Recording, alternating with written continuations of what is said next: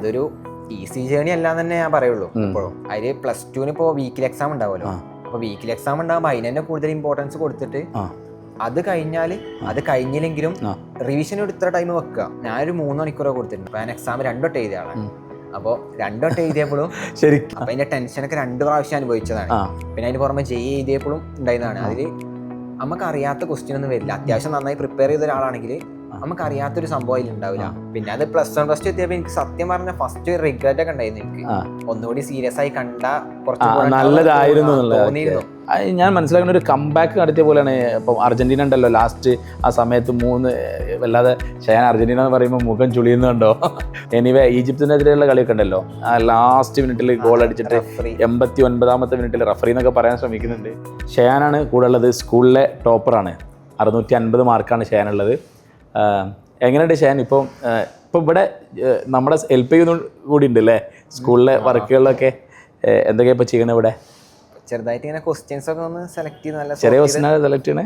അല്ലല്ല, അത്യാവശ്യം നല്ല രീതിയിൽ നല്ല ക്വസ്റ്റ്യൻസ് ഒക്കെ സെലക്ട് ചെയ്യുന്നുണ്ട്. പിന്നെ എന്താ ഇപ്പോഴത്തെ ഹോബി? ഇപ്പം എന്തൊക്കെയാ പരിപാടി? അതിനപ്പുറം എന്തൊക്കെയാ പരിപാടി ഇപ്പം? എന്താ, സിനിമ കാണും, സിനിമ സീരീസ്. ലേറ്റസ്റ്റ് ഏതാ മൂവി കണ്ടിട്ടുള്ളത്? ഒരു പടം ഒബ്സഷൻ കണ്ടു. ഒബ്സഷൻ കണ്ടു അല്ലേ? രാത്രി ഉണ്ടോ? ഓക്കെ. പിന്നെ അപ്പോൾ കാര്യമായിട്ട് അതന്നെ പരിപാടി? അത് പിന്നെ കുറച്ച് ഇൻസ്റ്റാഗ്രാം ഉപയോഗിക്കും, വാട്സപ്പ് അങ്ങനെയൊക്കെ.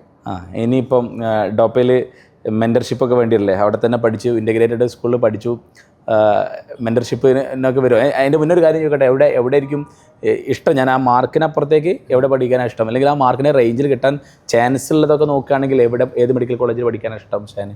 എനിക്ക് ജിപ്മർ താല്പര്യമുണ്ട് അത്യാവശ്യം. പിന്നെ കാലിക്കറ്റ് മെഡിക്കൽ കോളേജ്, അത് രണ്ടുമാണ് എനിക്ക് താല്പര്യമുള്ള 2. പിന്നെ അലോട്ട്മെന്റ് അനുസരിച്ച് അങ്ങനെ. ഷുവർ. എന്നാലും അതിൻ്റെ ഒരു സാധനങ്ങളൊക്കെ ചോദിച്ചിട്ടുണ്ടായിരുന്നു ആഷിഖ് സാറോടോ മറ്റൊക്കെ പറഞ്ഞിട്ടുണ്ടായിരുന്നു. ഓക്കെ. അപ്പോൾ എന്താ പറഞ്ഞത്? കിട്ടാൻ ചാൻസ് ഉണ്ടോ? സാറ് കിട്ടാൻ ചാൻസ് ഉള്ള പോലെ തന്നെ പറഞ്ഞത്. Okay, sure. നമ്മുടെ കുട്ടികളൊക്കെ ഇപ്പോൾ പഠിച്ചുകൊണ്ടിരിക്കുകയാണ്. എന്താ നമ്മുടെ മെൻറ്റർഷിപ്പിനൊക്കെ കിട്ടുമോ? ജിപ്മറിലൊക്കെ ആണെങ്കിൽ എങ്ങനെയാണ് മെൻറ്റർഷിപ്പൊക്കെ സാധ്യത? അതൊക്കെ നടക്കും, ഫോണിലേ നടക്കുന്നുള്ളതല്ലേ? ഓക്കെ. ഇൻ്റഗ്രേറ്റഡ് സ്കൂളിൽ പഠിച്ച് ഇപ്പോൾ കഴിഞ്ഞു, നല്ലൊരു മാർക്കിലേക്കൊക്കെ എത്തി. അപ്പോൾ ഇപ്പോൾ പഠിച്ചുകൊണ്ടിരിക്കുന്ന കുട്ടികൾ ഫിസിക്സ്, കെമിസ്ട്രി, പ്രത്യേകിച്ച് എനിക്ക് ചോദിക്കാനുള്ളത് ഫിസിക്സ്, കെമിസ്ട്രി വിഷയങ്ങളിൽ നീറ്റായതുകൊണ്ട് റിവിഷനെ എങ്ങനെയാണ് കൊണ്ടുപോകാൻ വേണ്ടി പറ്റുക? റിവിഷൻ എന്നുള്ള സംഭവം പ്രോപ്പറായിട്ട് റിവൈസ് ചെയ്യാൻ വേണ്ടിയിട്ട് എന്തൊക്കെ മെത്തേഡ് നീ യൂസ് ചെയ്തിട്ടുണ്ടായിരുന്നു? റിവിഷന് ഞാൻ ക്ലാസ് കാണൽ കുറവായിരുന്നു. കാരണം ഞാൻ ഫസ്റ്റ് റൗണ്ട് തന്നെ ഏകദേശം പഠിച്ചു കഴിഞ്ഞിരുന്നു. ഏറെക്കുറെ കണ്ടൻറ്റൊക്കെ നമുക്കറിയാം, അങ്ങനെ ആ ഒരു രീതിയിലാക്കി വെച്ചിരുന്നു. പിന്നെ നോട്ട്സ് ഉണ്ടാവണം കറക്റ്റ്, നമ്മളെ കൈ കൊണ്ട് പ്രിപ്പയർ ചെയ്ത് നമ്മളെ സ്വന്തം നമുക്ക് മനസ്സിലാവണം. എല്ലാ ചാപ്റ്ററിനും അങ്ങനത്തെ നോട്ട് ഉണ്ടാവണം. ആ ഒരു നോട്ട്സ് വെച്ച് റിവൈസ് ചെയ്യുക. പിന്നെ ഫിസിക്സ് കെമിസ്ട്രി എങ്ങനെ ഒരു ഇന്റർമീഡിയറ്റ് ആയിട്ട് എങ്ങനെ അതിനൊരു റിവിഷൻ കൊണ്ടുപോലെ എങ്ങനെ അതിനൊരു ക്രമീകരണം എങ്ങനെ റിവിഷൻ നടത്തിയിട്ടുണ്ടായിരുന്നത്? റിവിഷന് എനിക്ക് ബയോളജി കുറേ ടൈം വായിച്ചാൽ ഉറക്കം വരും. അപ്പോൾ ബയോളജി നൈറ്റ് കുറച്ച് നേരം ബയോളജി വായിക്കും. പിന്നെ ഇടയിൽ കുറച്ച് നേരം ഫിസിക്സ് അല്ലെങ്കിൽ കെമിസ്ട്രി പ്രോബ്ലമാറ്റിക് ആയ ചാപ്റ്റേഴ്സിൻ്റെ അതിൻ്റെ ഇക്വേഷൻ ബുക്ക് ജസ്റ്റ് റിവൈസ് ചെയ്ത് കുറച്ച് ക്വസ്റ്റ്യൻ ചെയ്യും. ഓക്കെ. എല്ലാ ദിവസവും റിവിഷനെ കൊണ്ടുവരും? എത്ര മണിക്കൂർ? കെമിസ്ട്രിക്ക് ഇത്ര അങ്ങനെയാണോ? അതല്ല ഒരു ചാപ്റ്റർ ഒരു ദിവസം റിവൈസ് ചെയ്യലാണോ? അല്ല കെമിസ്ട്രിയും ഫിസിക്സും റിവൈസ് ചെയ്യുമോ? എങ്ങനെ അതിൻ്റെ ഒരു റേഷ്യോ? ഞാനൊരു മിക്സഡ് ആയി കൊണ്ടുപോകും. ഞാൻ കുറച്ച് ബയോളജി ഒരു ചാപ്റ്റർ തുടങ്ങി വെക്കും. അതിനൊരു ഇത്ര ടൈം വെച്ച് ആ ടൈമിൽ കഴിയുന്നത് അവിടെ നിർത്തും. പിന്നെ അത് കഴിഞ്ഞിട്ട് കുറച്ച് നേരം ഫിസിക്സ് കെമിസ്ട്രി ഞാൻ ഏതെങ്കിലും ചാപ്റ്റർ തീരുമാനിച്ചു. എത്ര റിവിഷൻ? 1 അവർ നമ്മൾ പറഞ്ഞ 1 അവർ തന്നെ കൊടുത്തിന്? അതല്ല വേറെ എന്തെങ്കിലും? 1 അവർ കൊടുത്തിരുന്നു. പക്ഷേ ഇടയ്ക്ക് ചില ചാപ്റ്ററൊക്കെ വലിയ ചാപ്റ്ററൊക്കെ ആകുമ്പോൾ കുറച്ച് നീണ്ടിരുന്നു. അപ്പോൾ ഈ 1 അവറിൽ ആദ്യം ബയോളജി ഇത്ര സമയം വായിക്കും, ദെൻ കെമിസ്ട്രിയോ? കെമിസ്ട്രി ചില ചാപ്റ്റേഴ്സിനനുസരിച്ച് ഓർഗാനിക് ഒക്കെ ആണെങ്കിൽ കുറച്ച് അധികം ടൈം വായിക്കും. മറ്റേ ഫിസിക്കൽ കെമിസ്ട്രി ഒക്കെ ആണെങ്കിൽ കൂടുതൽ പ്രോബ്ലംസിൽ ഫോക്കസ് ചെയ്യും. അങ്ങനെ ഫിസിക്സിന്റെ കേസിലേക്ക് വരുമ്പോൾ ഫിസിക്സ് പക്കാ പ്രോബ്ലംസ് ഇക്വേഷൻസ് ബുക്ക് ജസ്റ്റ് വായിക്കും, ദെൻ പ്രോബ്ലം ചെയ്യും അല്ലേ? അപ്പോൾ ഒരു ദിവസം എത്ര മണിക്കൂർ വരെ റിവിഷൻ? ഞാൻ ചോദിക്കുന്നത് ഇപ്പോൾ ഒത്തൊരു പ്രശ്നമാണ് കേട്ടോ, ഞാൻ കാണുമ്പോൾ ചോദിക്കണം വിചാരിച്ച സാധനം തന്നെയാണ്. ഇപ്പോഴത്തെ ഒരു പ്രശ്നമാണ്, അതായത് കുട്ടികൾക്ക് റിവിഷൻ എങ്ങനെ കൊണ്ടുപോകുന്നത്. അപ്പോൾ ഒരു ഡേ പിന്നെ എത്ര സമയം വരെ റിവിഷന് കൊടുക്കാൻ പറ്റും? അത് എവിടെ കൊടുക്കണം, ഏത് സമയത്ത് കൊടുക്കണം എന്നുള്ളതാണ് ഷാൻ്റെ ഒരു അഭിപ്രായം. കുട്ടികൾക്ക് വ്യത്യസ്തങ്ങളായ അഭിപ്രായം ഉണ്ടാവും. ഇത് നമുക്ക് ഇങ്ങനെ ഫാക്റ്റായിട്ട് പറയാനൊന്നും പറ്റില്ല. ഞാനൊരു അഭിപ്രായം ചോദിക്കുന്നത് മാത്രം.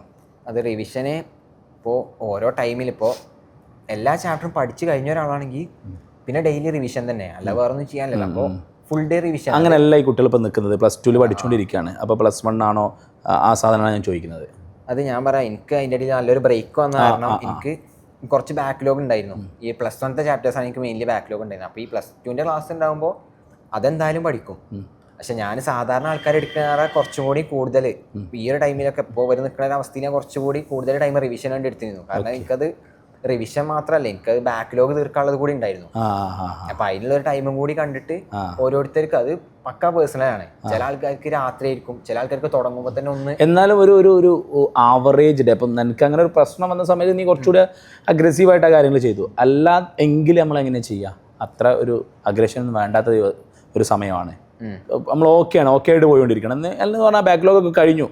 അങ്ങനെയാണെങ്കിൽ റിവിഷൻ എങ്ങനെയാണ് പിന്നെ കൊണ്ടുപോകേണ്ടത്? റിവിഷൻ ഇല്ലാണ്ട് ഈ എക്സാമിന് ഇത്രയും വലിയ വാസ്റ്റ് സാധനങ്ങൾ മൈൻഡിൽ നിൽക്കുക എന്നുള്ളത് പ്രയാസമാണല്ലോ. അപ്പോൾ അതെങ്ങനെയാണ്? റിവിഷൻ ഫാസ്റ്റ് ആയിട്ട് ചെയ്യാന്നുള്ളത് തന്നെയാണ്. ജസ്റ്റ് ഇപ്പോൾ നമ്മൾ ഒരു വട്ടം നമ്മൾ പഠിച്ചൊരു അത്യാവശ്യം തറവായി നമുക്കൊരു കോൺഫിഡൻസ് ഉള്ള ചാപ്റ്റർ ആണെങ്കിൽ പ്രോബ്ലം തന്നെ ചെയ്യാം. അത് പിന്നെ റിവിഷൻ ചെയ്യുമ്പോൾ എത്ര പ്രോബ്ലം ഒക്കെ ചെയ്യും? ഒരു ഇപ്പം ഞാൻ വീണ്ടും പറഞ്ഞത് എല്ലാം കഴിഞ്ഞിട്ടുള്ള റിവിഷൻ അല്ല കേട്ടോ. +2 ഇപ്പോൾ ഓൺഗോയിങ് അങ്ങനെ പോയിക്കൊണ്ടിരിക്കുമ്പോൾ റിവിഷന് അതിൽ +2 ഇപ്പോൾ വീക്കിലി എക്സാം ഉണ്ടാവുമല്ലോ. അപ്പോൾ വീക്കിലി എക്സാം ഉണ്ടാകുമ്പോൾ അതിന് തന്നെ കൂടുതൽ ഇമ്പോർട്ടൻസ് കൊടുത്തിട്ട് അത് കഴിഞ്ഞില്ലെങ്കിലും റിവിഷൻ ഇത്ര ടൈം വെക്കുക. എല്ലാ ടൈം ഒരു പറയാൻ പറ്റുന്ന ഒരു ഹവർ എത്ര? ഫ്രസ്ട്രേഷൻ ഉറപ്പായിട്ടും വിത്ത് റെസ്പെക്ട് ടു മാറും. എന്നാലും ഞാനൊരു 3 മണിക്കൂറൊക്കെ കൊടുത്തിട്ടുണ്ടാവും. 3 മണിക്കൂർ മറ്റേ സംഭവം കൂടി അല്ല, അതില്ലാത്ത ആണെങ്കിൽ അങ്ങനെ ഇല്ലാത്തൊരു നോർമൽ അതെല്ലാം ബാക്ക്ലോഗ് കഴിഞ്ഞിട്ട് റിവിഷനിലേക്ക് വരികയാണെങ്കിൽ എത്ര മണിക്കൂർ കൊടുക്കണം? ഒരു 2 മണിക്കൂർ കൊടുക്കുക എന്നുള്ളതാണല്ലേ. ഓക്കെ. അപ്പോൾ റിവിഷനെ പറ്റിയാണ് കുട്ടികൾക്ക് ക്ലാരിറ്റി വീണ്ടും ചോദിച്ചുകൊണ്ടിരിക്കുന്ന ഒരു കാര്യം എന്നുള്ളത്. അതിൻ്റെ ഒരു 1 more ക്വസ്റ്റ്യൻ ഉണ്ട്. വളരെ ലേറ്റ് ആയിട്ടുള്ള ഒരു ക്വസ്റ്റ്യൻ ആണെങ്കിൽ പോലും എൻ്റെ ഒരു അഭിപ്രായം കിട്ടാൻ വേണ്ടിയിട്ട് ചോദിക്കണം. അതായത് ഈ കുറേ കുട്ടികൾക്ക് ബേസിക്സ് ഇല്ലാത്ത കാരണം ഇങ്ങനെ തട്ടിമുട്ടി നിൽക്കുന്ന കുട്ടികളുണ്ട്. +1 കുട്ടികളുടെ കേട്ടോ സംസാരിക്കാനുള്ളത്. അപ്പം ഈ ബേസ് ഉണ്ടാക്കുക എന്നുള്ളത് ശരിക്കും നമ്മൾ പ്രോബ്ലം ചെയ്തുകൊണ്ടിരിക്കുമ്പം റെഡി ആവേണ്ടതാണോ, അല്ല ബേസിനായിട്ട് വേറെ എന്തെങ്കിലും ചെയ്യേണ്ടതുണ്ടോ? എങ്ങനെയാണ് ഈ ബേസ് റെഡി ആവുക? ഇപ്പോൾ 10⁻²⁶ അല്ലെങ്കിൽ 3 ഇൻറ്റു മൈനസും പ്ലസും ബ്രാക്കറ്റും അങ്ങൊക്കെ വരുന്ന സമയത്ത് ഇത് എങ്ങനെ റെഡി ആവേണ്ടതാണെന്നാണ് ഷാൻ്റെ അഭിപ്രായം? അതിനായിട്ടൊരു കോഴ്സ് എടുക്കണോ? അതിനായിട്ട് വേറെ എങ്ങനെയാണ് തോന്നുന്നത്? അതിനായിട്ട് ഞാൻ പറയാത് പ്രോബ്ലത്തിലൂടെ തന്നെ കിട്ടുന്നതാണ്. അല്ലാതെ നമ്മളൊരു ബേസിക് മാത്സ് ഇരുന്ന് ഇങ്ങനെ പഠിക്കാനൊന്നും അതൊന്നും നടക്കൂല. അപ്ലൈ ചെയ്യണം അറിയണ്ടേ. നമ്മൾ ക്വസ്റ്റ്യൻ ചെയ്യുന്നതിന്റെ ഇടയിൽ നമുക്ക് അറിയാത്ത പലതും. ഇപ്പോൾ ഞങ്ങൾ +2 ഇന്റഗ്രേഷൻ പഠിക്കുക. പക്ഷെ +2 ഇന്റഗ്രേഷൻ ചാപ്റ്റർ തുടങ്ങുന്നതിന് മുന്നേ തന്നെ അത്യാവശ്യം ഫിസിക്സ് വരുന്ന ലെവലിൽ ഇന്റഗ്രേഷൻ ഒക്കെ നമ്മൾ പ്രോബ്ലത്തിലൂടെ തന്നെ പഠിച്ചു കഴിഞ്ഞിരുന്നു. ആ ഒരു ലെവലിൽ പോവാ. ഓക്കെ. അപ്പോൾ റിവിഷൻ വളരെ ഇമ്പോർട്ടൻ്റ് ആണ് അല്ലേ? എന്ന് പറയുമ്പം എത്രത്തോളം ഒരു കോമ്പറ്റീവ് എക്സാമിന് അല്ലെങ്കിൽ 2 കൊല്ലം നീണ്ടു നിൽക്കുന്ന ഒരു മാരത്തോൺ നമ്മൾ ഇൻറ്റിഗ്രേറ്റഡ് സ്കൂൾ പഠിച്ച +1 +2 അപ്പോൾ ശരിക്കും റിപ്പീറ്റിലാണ് 1 കൊല്ലം, നമ്മൾ 2 കൊല്ലമാണല്ലോ പറയാം. 2 കൊല്ലം വലിയ മാരത്തോണിൽ എങ്ങനെയാണ് ഈ റിവിഷനെ ഷാൻ നോക്കി കാണുന്നത്? ഞാൻ പറയാൻ കാരണം കേട്ടോ, ഒരുപാട് കുട്ടികൾ ഇങ്ങനെ ഇപ്പം ടോപ്പിക്ക് അകത്തുനിന്നും പുറത്തുനിന്നൊക്കെ നമ്മൾ സംസാരിക്കാനൊക്കെ പോകുമ്പോഴുള്ള പ്രശ്നമാണിത്. എങ്ങനെയാ റിവിഷൻ എന്നുള്ളതിന് എന്താ കുട്ടികളോട് പറയാനുള്ളത്? ശരിക്കും നമ്മൾ പഠിച്ചൊരു സംഭവം റിവൈസ് ചെയ്യൽ നിർബന്ധമാണ്. നമ്മൾ പുതിയൊരു സംഭവം ഇപ്പോൾ ഞാൻ ഇപ്പോൾ ഓപ്പണായിട്ട് പറയുകയാണെങ്കിൽ നീറ്റിൻ്റെ അന്ന് പോകുമ്പോൾ ഒരു ചെറിയൊരു ഭാഗം നമുക്ക് അറിഞ്ഞില്ലെങ്കിലും കുറച്ച് ടൈം ബാക്കിയുണ്ടെങ്കിൽ നമ്മൾ അറിയുന്ന ഭാഗം റിവൈസ് ചെയ്യുക. അല്ലാതെ ഈ അറിയാത്ത ഭാഗത്തിലേക്ക് പോകരുത്. അത് ലാസ്റ്റിലുള്ള സ്ട്രാറ്റജിയാണ്. പക്ഷേ അതിൻ്റെ കാരണം എന്താ വെച്ചാൽ ഈ എക്സാമിന് ഇപ്പോൾ ഞാൻ എക്സാം 2 വട്ടം എഴുതിയ ആളാണ്. അപ്പോൾ 2 വട്ടം എഴുതിയപ്പോഴും ശരിക്കും അങ്ങനെ ഒരു ഗുണമുണ്ടല്ലേ, റിപ്പീറ്ററെ പോലെയാണ് അല്ലേ? ഇൻ ദ സെൻസ് എക്സാമിന്റെ നമ്പർ ഓഫ് നമ്മൾ എത്തിയ സാധനം നോക്കുമ്പോൾ നീറ്റും റീനീറ്റും എഴുതി. അപ്പൊ അതിന്റെ ടെൻഷനൊക്കെ 2 പ്രാവശ്യം അനുഭവിച്ചതാണ്. പിന്നെ അതിന് പുറമെ എഴുതിയപ്പോഴും ഉണ്ടായിരുന്നതാണ്. അതിൽ നമുക്ക് അറിയാത്ത ക്വസ്റ്റ്യൻ ഒന്നും വരില്ല. അത്യാവശ്യം നന്നായി പ്രിപ്പയർ ചെയ്ത ഒരാളാണെങ്കിൽ നമുക്ക് അറിയാത്തൊരു സംഭവം അതിൽ ഉണ്ടാവില്ല, നമുക്ക് ഓർമ്മ ഉണ്ടാവില്ല. ചില സംഭവങ്ങൾ നമ്മൾക്ക് ടീച്ചേഴ്സ് തരാത്തതോ അല്ലെങ്കിൽ നമ്മുടെ നോട്ട്ബുക്കിന്റെ പുറത്തുള്ളതോ NCERTന്റെ പുറത്തുള്ളതായിട്ട് ഒന്നും വരാനൊന്നും പോകുന്നില്ല. നമ്മളൊന്ന് കണ്ട ക്വസ്റ്റ്യനോ കാര്യങ്ങൾ അതുപോലെ വരുള്ളൂ. ചെറിയൊരു പോയിന്റ് മിസ്സിങ് ഉണ്ടാവുള്ളൂ. അത് നമുക്ക് ആ നോട്ട് നമുക്ക് തന്നെ തോന്നും, റിഗ്രറ്റ് അടിക്കും. കെമിസ്ട്രിയിൽ എനിക്ക് പൊതുവേ ഉണ്ടാവില്ല, നമുക്ക് റിഗ്രറ്റ് അടിക്കും. അത് ആ ഒരു പേജ് ഒന്നും കൂടി കണ്ടിക്കണമെങ്കിൽ ഒന്നുകൂടി കിട്ടിയെന്നുള്ള പോലെ ആവും. അപ്പോൾ റിവിഷൻ തന്നെയാണ്. കാരണം 2 വർഷം ഒന്നും ഒരാൾക്ക് +1 ഫസ്റ്റ് പഠിച്ച സംഭവം നീറ്റിൻ്റെ അന്ന് ഒരിക്കലും ഓർമ്മ ഉണ്ടാവില്ല. അപ്പോൾ ഇതിങ്ങനെ മൾട്ടിപ്പിൾ ടൈംസ് റീഡ് ചെയ്താൽ മാത്രമേ ഇത് തലയിൽ നിൽക്കുള്ളൂ. അപ്പോൾ എല്ലാവരും വളരെ ഇമ്പോർട്ടൻ്റ് ആയിട്ടുള്ളൊരു പോയിൻ്റാണ് ഷ്യാം പറഞ്ഞത്. 650 ഇൻറ്റിഗ്രേറ്റഡ് സ്കൂളിൽ നിന്ന് ഫസ്റ്റ് ചാൻസിൽ വാങ്ങിയെന്ന് പറഞ്ഞ സമയത്തും നമ്മൾ ഒന്നും ഇത് വലിയൊരു ഐക്യം കൊണ്ടോ അല്ലെങ്കിൽ ബാക്കി കാര്യങ്ങൾ കൊണ്ടോ ഒന്നും അല്ല, പ്രോപ്പറായിട്ട് റിവൈസ് ചെയ്തിട്ട് തന്നെയാണ് ഈ കാര്യങ്ങൾ നമ്മൾ ഓർമ്മയിൽ നിലനിർത്തുന്നത് എന്നുള്ളത്. അല്ലെ ഒരു മാരത്തോൺ റണ്ണ് പോലെ അവസാനം വരെ കീപ്പ് ചെയ്യണം എന്നുള്ളത്. ആൻഡ് എങ്ങനെ ഇപ്പോഴത്തെ ഒരു ഹോബിയൊക്കെ എന്താ പരിപാടിയൊക്കെ? ഇപ്പൊ പരിപാടി എന്നാ ഇങ്ങനെ എൻജോയ് ചെയ്ത് ഫിലിം സീരീസ് കാണും. ജോലി ഉണ്ടല്ലോ ഇപ്പോ. ജോലി ഉണ്ട്. പിന്നെ ഇവിടെ ഡോപ്പയില് ജോലിക്കാരനൂടെയാണ്.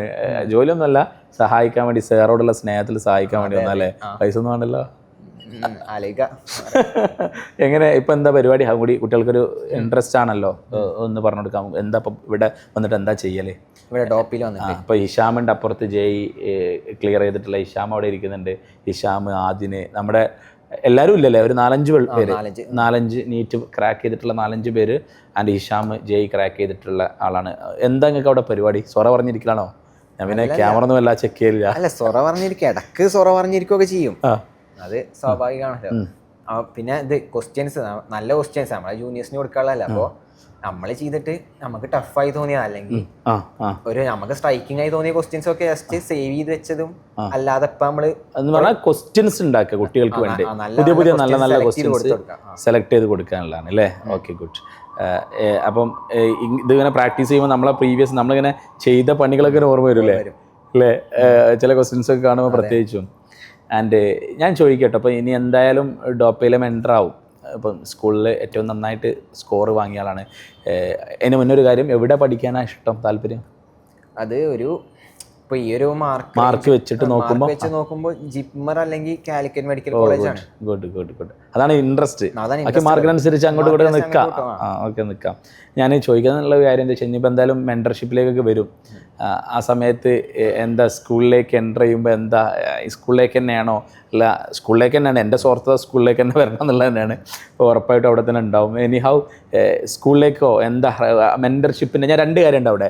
ഒന്നാം ക്ലാസ്സിലേക്ക് പോണ സമയത്തുണ്ടാണ് നമ്മുടെ ഒരു വൈകാരിക തള്ളിച്ച ഒരു ഉണ്ടാവുമല്ലോ. 2, നമ്മൾ പഠിച്ചൊരു സ്ഥാപനം, നമ്മളെ സ്കൂള്, നമ്മുടെ ജൂനിയേഴ്സ്, അവർക്ക് നമ്മുടെ അനുഭവങ്ങൾ പറഞ്ഞു കൊടുക്കുന്നു. ഇങ്ങനെ അല്ലടാ ചെയ്യേണ്ടത്, ഇങ്ങനെ ചെയ്യണം എന്നൊക്കെ പറയുന്നു ഒരു കാര്യം.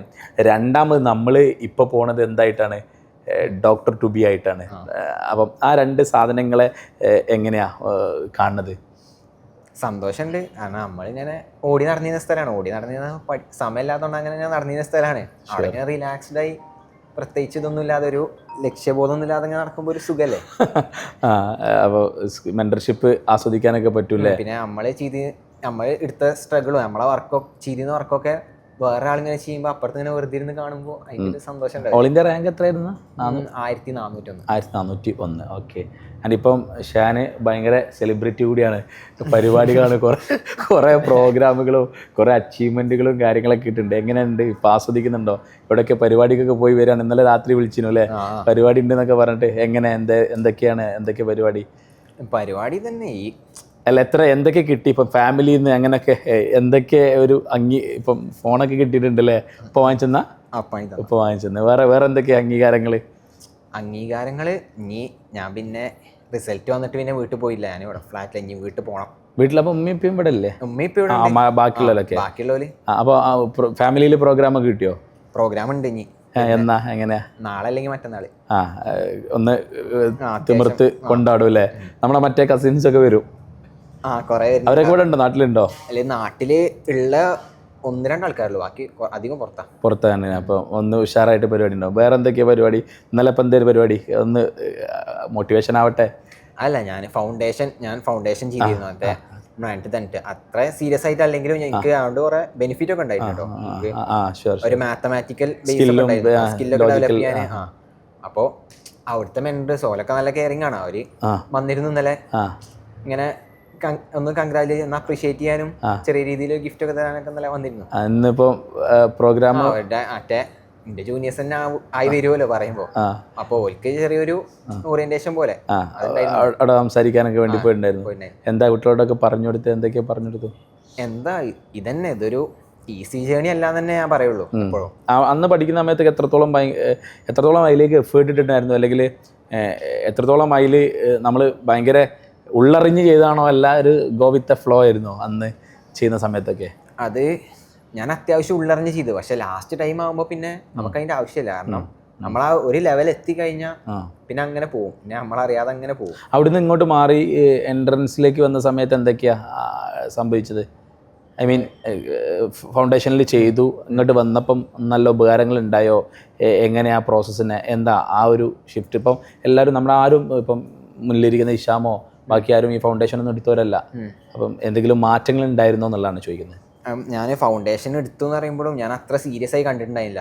അപ്പൊ ആ ഒരു ടൈമിൽ ഞാൻ സാധാ സ്കൂളിൽ പോണ പോലെ പോകുന്നതിനിടയിൽ കാര്യങ്ങൾ ചെയ്യുന്നു. ഓൺലൈൻ ആയിട്ടായിരുന്നു. അപ്പോൾ അതിന്റെ ലിമിറ്റേഷൻസ് ഒക്കെ ഓൺലൈനും ആയിട്ടായിരുന്നു. ഫ്രണ്ട്സിന്റെ കൂടെ അങ്ങനെ ഇതൊരു സൈഡ് ബിസിനസ് ആയി കൊണ്ടുവരുന്നത്. പിന്നെ അത് +1 +2 എത്തിയപ്പോൾ എനിക്ക് സത്യം പറഞ്ഞ ഫസ്റ്റ് റിഗ്രറ്റ് ഒക്കെ ഉണ്ടായിരുന്നു. എനിക്ക് ഒന്നുകൂടി സീരിയസ് ആയി കണ്ട കുറച്ച് നല്ലതായിരുന്നു തോന്നിയിരുന്നു. പിന്നെ ഇവിടുന്ന് നല്ല പണിയെടുത്ത് അങ്ങനെ പോയി. ശരിക്കും ആ മറ്റേ ഇഷ്യൂ ശരിക്കും തന്നെ ചലഞ്ച് ആയിട്ടുണ്ടല്ലേ, സ്വാധീനിച്ചിട്ടുണ്ട്? അത് ശരിക്കും ഇന്നേക്കാൾ സ്വാധീനിച്ചത് ബാക്കിയുള്ള ആൾക്കാരാണ്. എനിക്ക് സത്യം പറഞ്ഞാൽ ഒരുപാട് ബുദ്ധിമുട്ടുണ്ട് വന്നിട്ടൊന്നുമില്ല. ഇല്ല, മീൻ പോസിറ്റീവായിട്ട് എനിക്ക് ചെയ്യണം കിട്ടണം എന്നുള്ളൊരു ഞാൻ മനസ്സിലാക്കുന്ന ഒരു കംബാക്ക് നടത്തിയ പോലെയാണ്. ഇപ്പം അർജന്റീന ഉണ്ടല്ലോ ലാസ്റ്റ് ആ സമയത്ത് 3 വല്ലാതെ ഷയാൻ അർജന്റീന എന്ന് പറയുമ്പോൾ മുഖം ചുളിയുന്നുണ്ടോ? ഭയങ്കര ബ്രസീൽ ഫാനാണ്. ഞങ്ങൾ തമ്മിലൊരു ബെറ്റൊക്കെ ഉണ്ട്, തരാനുണ്ട്, അവിടെ കിടക്കട്ടെ കേട്ടോ. എനിവേ ഈജിപ്തിനെതിരെയുള്ള കളിയൊക്കെ ഉണ്ടല്ലോ, ആ ലാസ്റ്റ് മിനിറ്റിൽ ഗോൾ അടിച്ചിട്ട് 89ാമത്തെ മിനിറ്റിൽ റഫറി എന്നൊക്കെ പറയാൻ ശ്രമിക്കുന്നുണ്ട്. പിന്നെ 89ാമത്തെ മിനിറ്റിൽ ഗോൾ 79ാമത്തെ മിനിറ്റിലും 83ാമത്തെ മിനിറ്റിലൊക്കെ ഗോൾ അടിച്ച് എന്ന് പറഞ്ഞ പോലെ ഒരു റിവെഞ്ച് വരുന്ന പോലെയാണ് പിന്നീട് അങ്ങോട്ട് പഠനം എനിക്ക് തോന്നിയത്. പേഴ്സണലി ഭയങ്കര അഗ്രഷൻ ഉണ്ടായിരുന്നു. അത് ശരിക്കും അങ്ങനെ തന്നെയാണോ ഈ ഹെൽത്ത് ഇഷ്യൂ കഴിഞ്ഞ് വരുന്ന സമയത്ത്? സത്യം പറഞ്ഞാൽ ഞാൻ അങ്ങനെ ഒന്നും ചിന്തിക്കലില്ല. അത് കാണുമ്പോൾ ആൾക്കാർക്ക് അങ്ങനെ തോന്നുന്നുണ്ടാവും. ചിലപ്പോ ആളുകൾക്ക് ഇങ്ങനെ തോന്നുമാവാം. അപ്പൊ പിന്നെ ആ ഒരു മോട്ടിവേഷനിലാണ്. അങ്ങനെയൊന്നുമില്ല, നമ്മളെന്തായാലും ചെയ്യണല്ലോ, ചെയ്തു പോവാന്നുള്ളതാണ്. അപ്പോൾ താങ്ക് യു. വളരെ വിലപ്പെട്ട, ഇപ്പോൾ സെലിബ്രിറ്റി ഒക്കെ ആയതുകൊണ്ട് ഭയങ്കര ഫങ്ഷനൊക്കെ ആയതുകൊണ്ട് വിലപ്പെട്ട സമയം തന്നതിന്. ഓക്കെ.